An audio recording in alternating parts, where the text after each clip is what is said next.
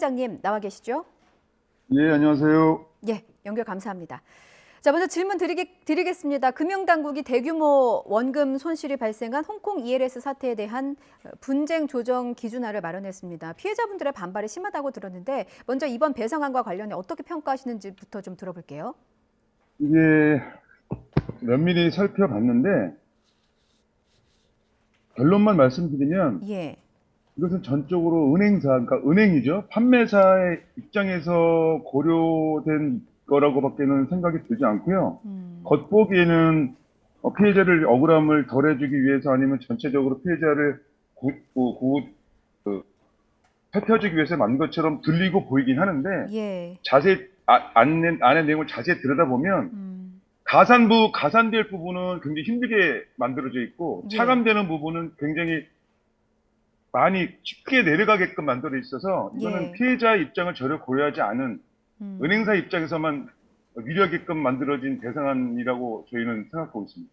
예. 그러니까 금감원이 피해자보다는 판매사에게 좀 더 비중을 실었다는 말씀이신데요. 그렇죠. 예, 예. 판매 과정에 그 불안정성이 있는 정황이 있다. 이 점을 금감원이 인정은 했습니다. 그러면 이 자체만으로는 일단 긍정적으로 볼 수 있는 거 아닌가요? 금감원에서 발표한 불완전 판매 요소라고 인정한 부분은 예. 지금 극히 일부에 불과하고요. 저희가 당했고 저희가 가지고 있는 조작 서류라든지 녹취라든지 이런 걸 비교해 볼 때 지금 금감원에서 발표하고 있는 자료는 극히 일부라고밖에 보여주지 않고 저부터도 예. 굉장히 조작된 서류, 그다음에 허위 작성 여러 가지가 있는데 지금 표면에 드러나 있는 금감원에서 발표하고 있는 자료는 극히 일부의 인산의 일각에 불과합니다.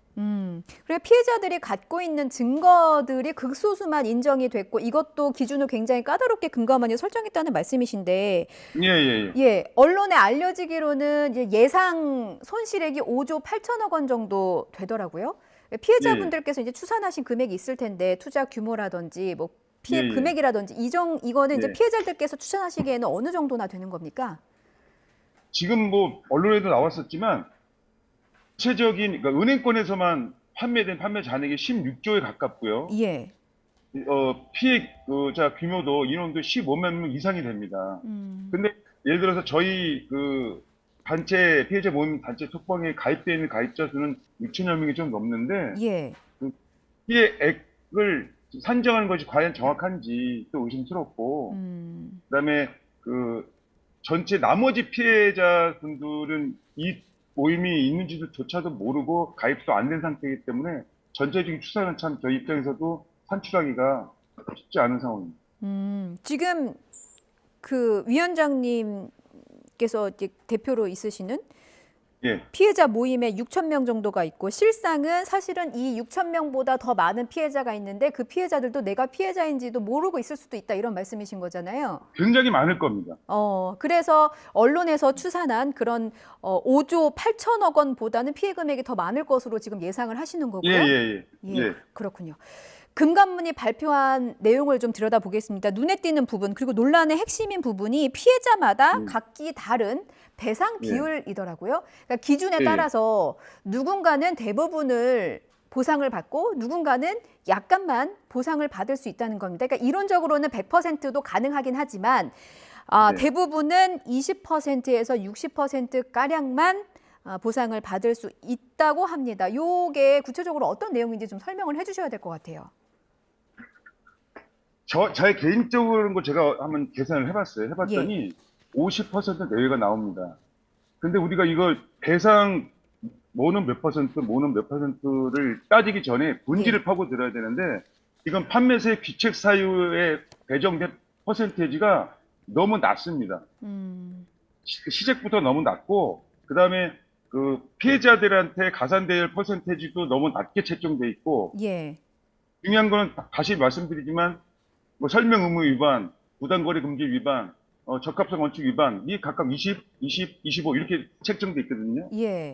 책정돼 있는데 이것 자체가 너무 낮게 돼 있고 또 하나는 본질을 파고들면 예를 들어서 이런 말씀 드려야 될지 모르겠지만 꼭 은행 상품뿐만이 아니라 어떤 상품을 매도자가 매수자한테 매도를 할 때 매도자가 고의적으로 이 중요성 내지는 위험성을 누락시키거나 고의적으로 오지 설명을 하지 않고 상품을 매수했을 경우에는 현행법상 사기죄가 성립됩니다. 알죠? 근데 은행이 판매사가 이런 행태를 그대로 저희 고객들한테 적용을 해서 판매한 겁니다.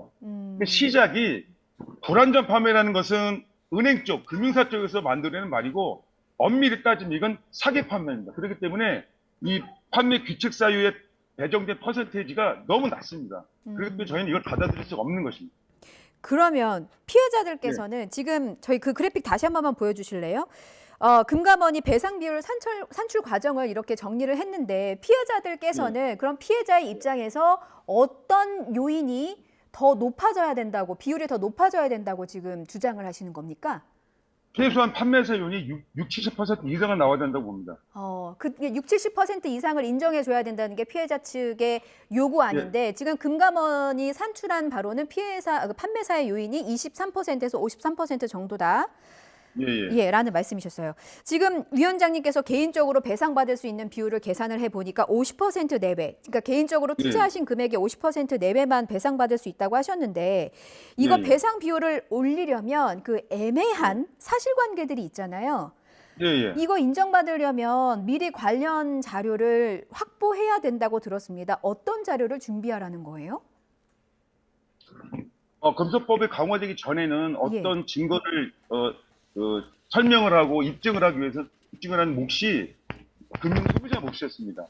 근데 법이 개정되면서 그 입증해야 될 몫은 금융 소비자가 아니라 판매사로 법이 바뀌었습니다. 그래서 이 내용을 입증을 하기 위해서는 저희가 아니라 판매사 측에서 여러 가지 사항을 입증해야 되는데 과연 예를 들어서 이 배상 기준에 보면 예금을 목적으로 은행에 갔느냐 그에 따라서 퍼센티지가 달라지고 예를 들면 이런 게 있습니다. 그럼 예금을 목적으로 은행에 금융세 방문을 했다는 것을 누가 입증하느냐 저희가 아니라 은행이 입증해야 되거든요. 근데 은행이 안 하면 그만입니다. 또 하나 이건 원금 비보장형인데 그 배상 기준에는 보면 5천만 원 이하, 1억에서 2억 이하 이렇게 금액을 나눠놨단 말입니다. 근데 그것도 어떤 근거에서 이런 기준이 나왔는지도 애매모호하고요. 이 상품 자체가 원금 비보장형인데 배상 기준을 할 때는 금액을 또 나눠놨습니다. 그건 앞뒤가 맞지 않는 내용을 생각을 합니다. 저 입장.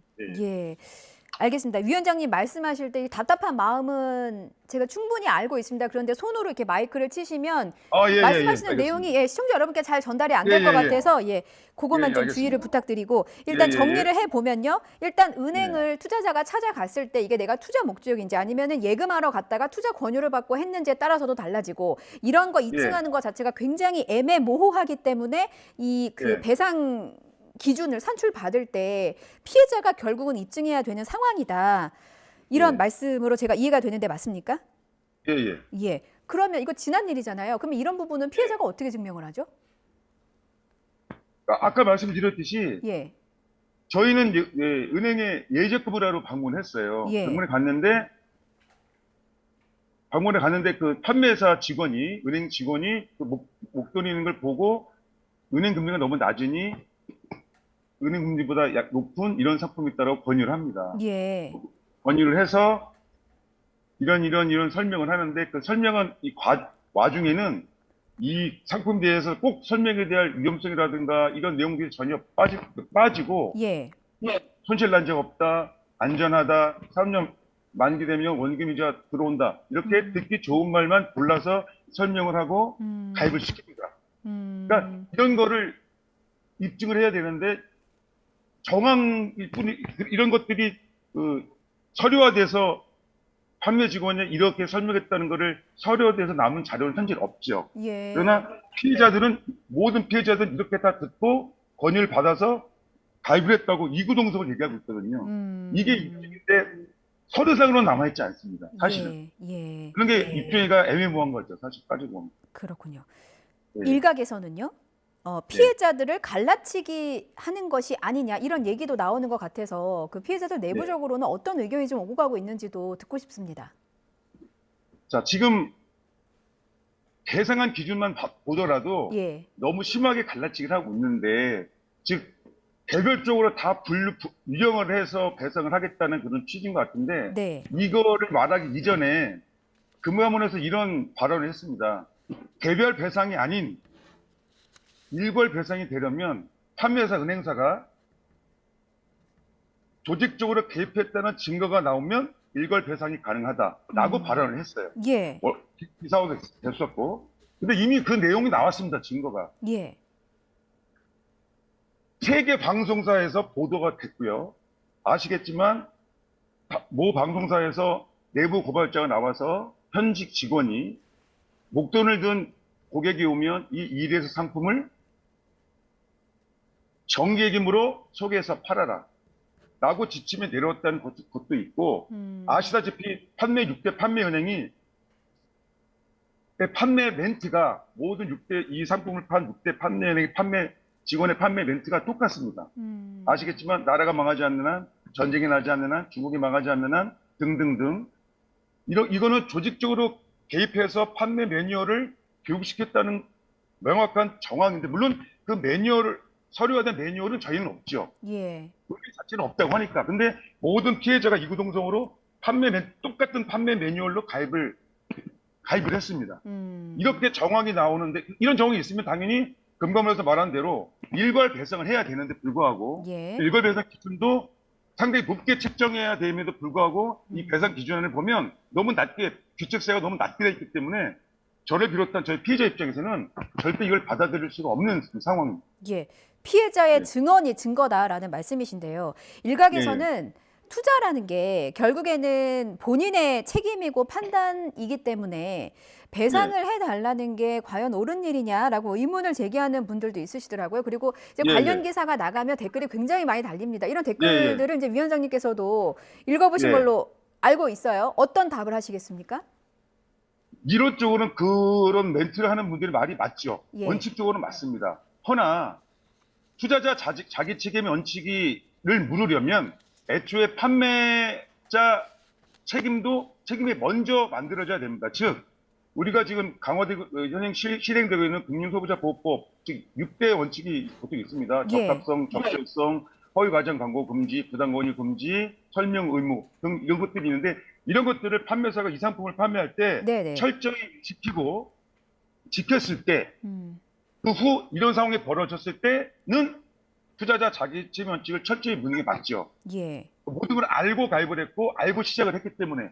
근데 시작 자체가 본질이 그걸 전혀 모르고 이 6대 원칙을 철저히 지키지 않았고, 시작이 위법이고 시작이 불법이기 때문에 이제 와서 그런 그런 상황 이후에 이런 상황이 벌어졌단 말입니다. 예. 이제 와서 판매자 책임 원칙이 철저하게 지켜지지 않은 상태에서 지금 이런 상황에서 자기 책임 원칙을 묻겠다? 이건 앞뒤가 바뀐 얘기죠. 본질을 따지면. 예. 원칙이 무너졌기 때문에 금융당국을 신뢰할 수 없다는 말씀이십니다. 예, 맞습니다. 예. 모레 15일에 다시 피해자들이 시위에 나설 예정이라고 들었습니다. 앞으로 이제 피해자분들께서 어떻게 대응하실 예정인지 저희가 이제 방송 인터뷰를 하는 김에 하고 싶으신 말씀, 정말 마음에 담아두고 있던 말씀을 꼭 하고 싶으시다고 제가 들었습니다. 시간 드리겠습니다. 말씀하십시오. 예. 세계 10대 경제 대국이라는 대한민국에서 이런 후진적인 금융 시스템, 이런 후진적인 대국민 금융 사기가 일어나는 것에 대해서 저를 비롯한 모든 피해자들이 정말 대탄스럽고 분노하고 당황스럽고 황당하고, 어떻게 적절히 표현한 방법이 없고, 다시는 이런 일이 일어나지 않도록 금융당국에서 철저하게 시스템을 구조 개선을 해야 되는데, 예를 들어서 유럽, 벨기에나 네덜란드나 미국 같은 경우에는 일반 금융 소비자들한테 이 상품을 아예 팔지 못하게 법으로 규정하고 있습니다. 그런데 우리나라에서 지금 팔고 있죠. 좋습니다. 파는 건 좋은데, 자, 은행에서 증권회사에서나 팔 이 상품을 지금 은행권에서 팔고 있습니다.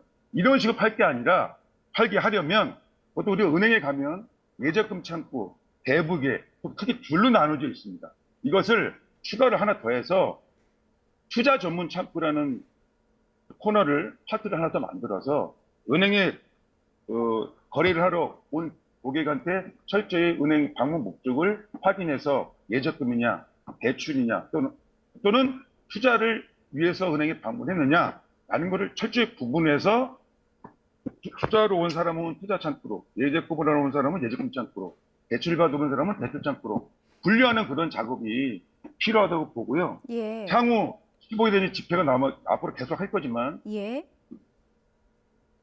이 집회란 이유는 우리 이 담긴 내용을 표출하기 위함도 있지만 예. 은행권을 향하는 경고의 메시지도 담겨 있고요.